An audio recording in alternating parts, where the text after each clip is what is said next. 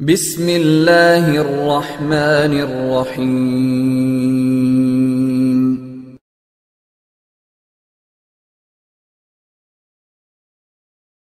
الحمد لله رب العالمين وصلى الله على نبينا محمد وعلى آله وصحبه أجمعين والتابعين لهم بإحسان إلى يوم الدين أما بعد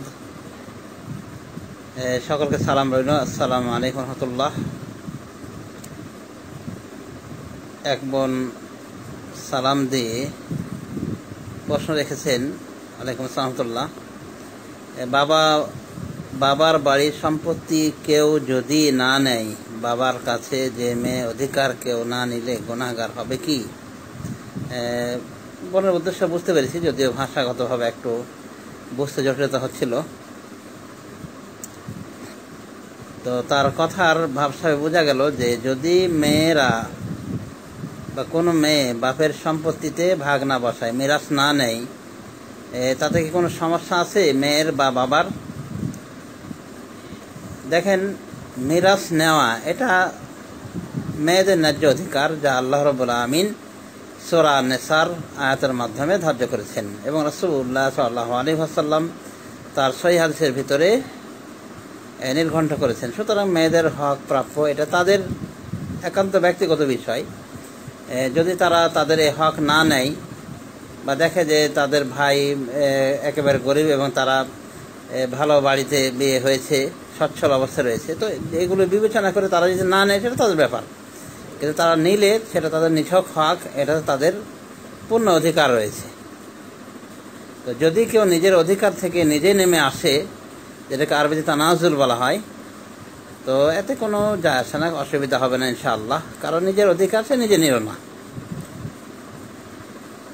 তো যদি স্বেচ্ছায় কোনো প্রকার চাপ ছাড়াই যদি কেউ নিজের অধিকার না নেয়, অর্থাৎ বাপের সম্পত্তিতে যে তার মিরাস রয়েছে সেটা যদি না গ্রহণ করে কোনো মেয়ে বা কোনো ছেলে, তাতে কোনো দোষ হবে না। তবে দেখতে হবে কারণটা কি। যদি এরকম হয় যেমন জাহেলিয়াত বিরাজ করছে, যে বোনেরা নেওয়ার সাহস পায় না বাপের সম্পত্তি থেকে, এই জন্য যে ভাইয়ের বাড়িতে পা দেওয়া যাবে না, এরপরে তারা বলে যে কিভাবে নেব সম্পত্তির ভাগ, কারণ ভাইয়ের বাড়িতে এরপরে পা ঢোকানো যাবে না, পা বাড়ানো যাবে না।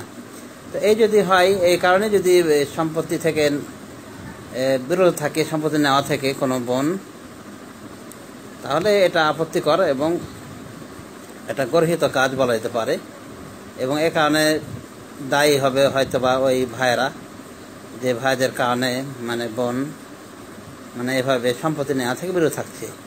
তো উচিত হলো শরীয়তের বিধানের কাছে সকলের শিরোধার্য করা। শরীয়তকে সবার হৃদয়ের গহীন থেকে মেনে নেওয়া উচিত, ভাইকেও, বোনকেও, বাবাকেও, মামাকেও, সকলকে। সারা পৃথিবীর মুসলিম নারীর উপরে দায়িত্ব হলো যে আল্লাহর যে বিধান, রাসূলুল্লাহ সাল্লাল্লাহু আলাইহি ওয়াসাল্লামের যে বিধান, সেই বিধানকে চূড়ান্ত হিসেবে গ্রহণ করে নেবে এবং কোনো প্রকার ওজর আপত্তি থাকবে না কারো। এটাই হলো ইমানদারিতার, পূর্ণ ইমানদারিতার পরিচয়। সুতরাং যদি পারিপার্শ্বিক কোনো কারণে বোন ভাইয়ের কারণ মিরাস নিতে রাজি না হয় এবং অন্তর থেকে যদি মিরাস চাই, তাহলে অবশ্যই এই জাতীয় ভাইয়েরা দায়ী থাকবে, যাদের ব্যবহারের কারণে বোন মিরাস নিতে পারতেছে না। কিন্তু স্বেচ্ছায় যদি ভাই বোনের যে কেউ যদি স্যাক্রিফাই করে, কোনো ব্যাপার না, অসুবিধা নাই, কোনো সমস্যা নাই। তো যা হোক, আশা করি বোনের প্রশ্নের উত্তর হয়েছে।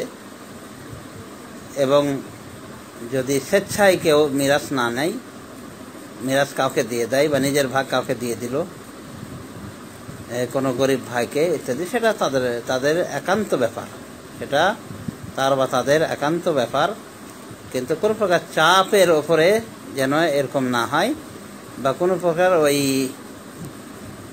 কি বলবো, জাহেলিয়াতের প্রভাবে যেন না হয়ে থাকে। যেমন একটু পূর্বে আমি ইশারা দিলাম যে ভাইদের ভয়ে বোনেরা নিজের বাপের সম্পত্তি, মায়ের সম্পত্তি সম্বলিত মিরাস নিতে চাচ্ছে না, শুধু ভাইদের চরিত্রের কারণ, তারা তাদেরকে জায়গা দিবে না, খারাপ ব্যবহার করবে ইত্যাদি। এরকম উচিত নয়। আসলে ভাইদের নিকটে বোনেরা একসময় আসতে পারে, বেড়াতে আসতে পারে, বিভিন্ন হেকমতে আল্লাহ রাব্বুল আলামিন ভাইদের মিরাস ডবল করেছেন বোনদের, অর্থাৎ ছেলের অংশকে ডবল করেছেন মেয়েদের। লিযযাকারি মিসলু হাযযিল উনসায়াইন,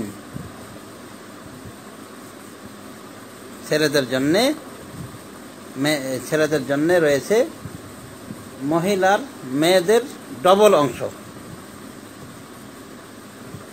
তো এটা এই জন্যই করা হয়েছে যে ভাইয়ের ওপর অনেক দায়িত্ব বর্তায়, অর্থাৎ বাপের ছেলের সন্তানের উপর অনেক দায়িত্ব বর্তায় তার উপরে।